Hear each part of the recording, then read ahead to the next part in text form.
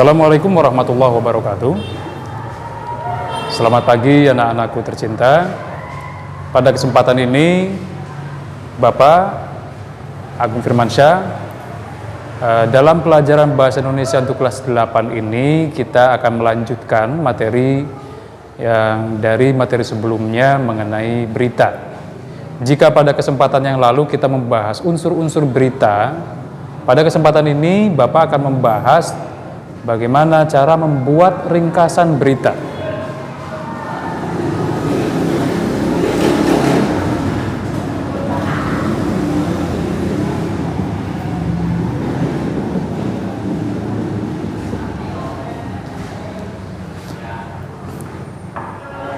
Materi ini mengajak kita agar mampu menangkap pokok-pokok pikiran yang disampaikan dalam berita, kemudian menyampaikan ulang secara utuh dan lengkap berita itu. Hal ini penting agar apa yang kita tangkap dari suatu berita disampaikan kembali kepada orang lain secara utuh dan lengkap, guna tidak terjadi misleading atau hoax. Kita tahu belakangan ini di media-media sosial terutama banyak sekali fenomena-fenomena hoax atau berita-berita yang misleading. Artinya beritanya tidak lengkap, mengakibatkan misinformasi, informasi yang keliru yang diterima oleh publik atau oleh orang lain. Nah, demi menghindari misinformasi tersebut, penting untuk kita memiliki kemampuan meringkas berita, menangkap pokok-pokok pikiran dalam berita, dan sekaligus menyampaikan ulang berita tersebut secara lengkap dan utuh. Proses yang pertama, yang paling penting tentu saja adalah membaca atau mendengar berita.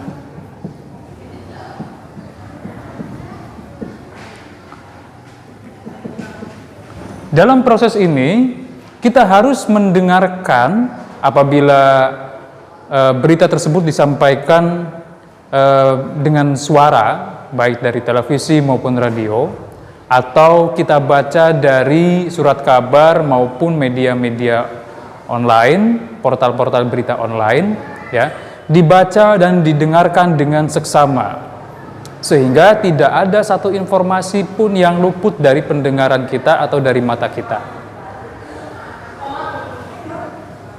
Tentu saja dalam mendengarkan berita ini kita harus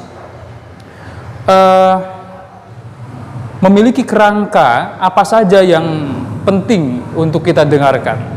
Sebagaimana Bapak jelaskan pada pertemuan sebelumnya, dalam membaca dan mendengarkan berita, kita harus menangkap 6 unsur-unsur berita, yakni 5W plus 1H.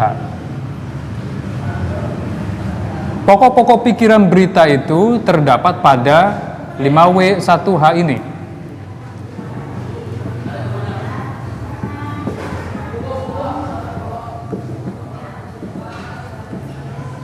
Apa yang disampaikan oleh berita itu? Poin-poin penting apa yang disampaikan di dalam berita itu? Ya. 5W1H juga sering disebut atau menggunakan istilah lain dalam bahasa Indonesia, ya. Dibuat akronim atau singkatan Adiksimba. Adiksimba itu merupakan akronim dari apa, di mana, kapan, siapa,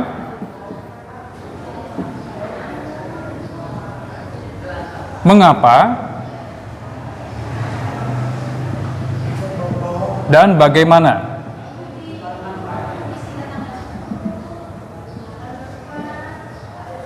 Pada prinsipnya Adiksimba itu merupakan nama lain atau sebutan lain untuk 5W1H. Ya. Bapak akan mengingatkan kembali 5W1H itu merupakan singkatan dalam bahasa Inggris yang memuat what, where, when, who, why, dan how. Sama maknanya dengan adik Simba. Apa, what, di mana, where, kapan, when, siapa, who, mengapa, why, dan bagaimana, how.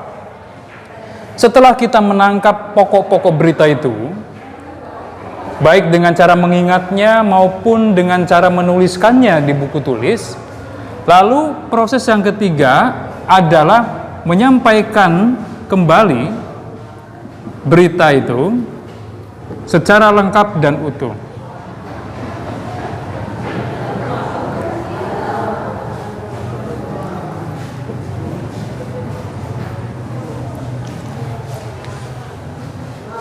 Jika kita mengikuti contoh dari materi sebelumnya mengenai padatnya Pelabuhan Merak, di mana pada berita itu unsur-unsur 5W dan 1H atau adik Simba yang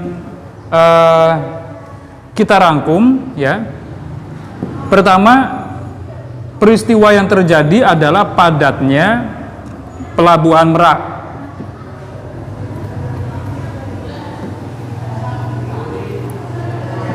Kemudian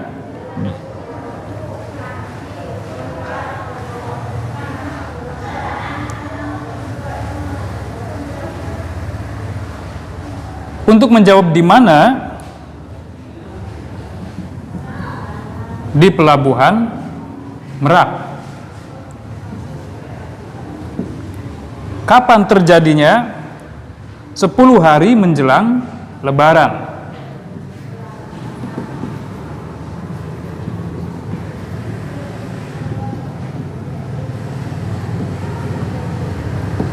Siapa yang mengalami peristiwa itu? Truk-truk pengangkut barang non-sembako.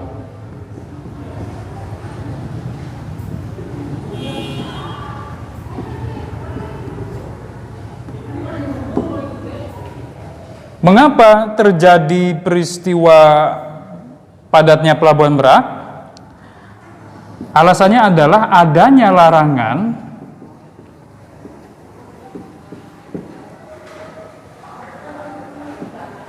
larangan melintas bagi truk non-sembako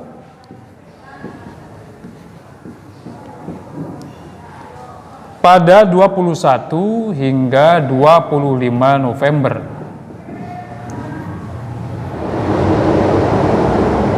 Bagaimana peristiwa itu terjadi? Menjawab unsur berita yang keenam,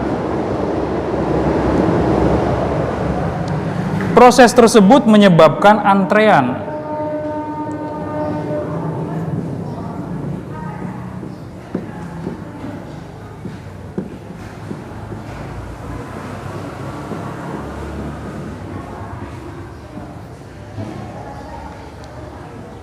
Antrean truk di pintu masuk kapal.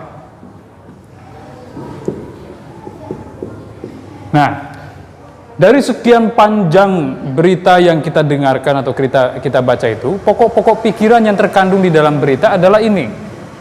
Dari mulai poin A sampai poin F, menjawab unsur-unsur berita 5W1H atau adik Simba. Nah, ini merupakan modal kita untuk membuat ringkasan berita. Kita dapat meringkas berita tadi, ya, dengan menyampaikan ulang dan menyusun paragraf dari pokok-pokok pikiran dalam berita tersebut. Misalnya bisa kita susun seperti ini. Pelabuhan Merak dipadati oleh truk-truk non-sembako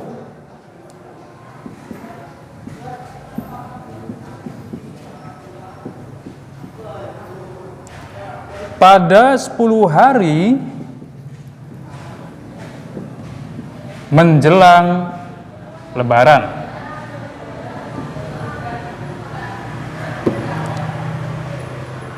Kondisi tersebut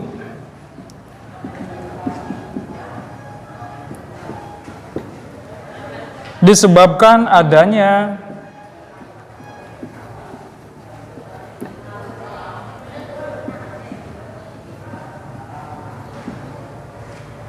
larangan melintas bagi truk non sembako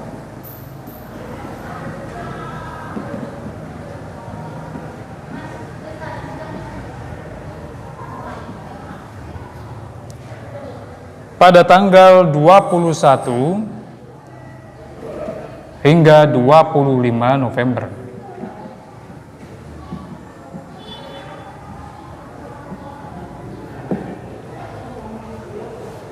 Ini merupakan ringkasan berita dari berita soal padatnya Pelabuhan Merak yang kita dengarkan pada kesempatan yang lalu.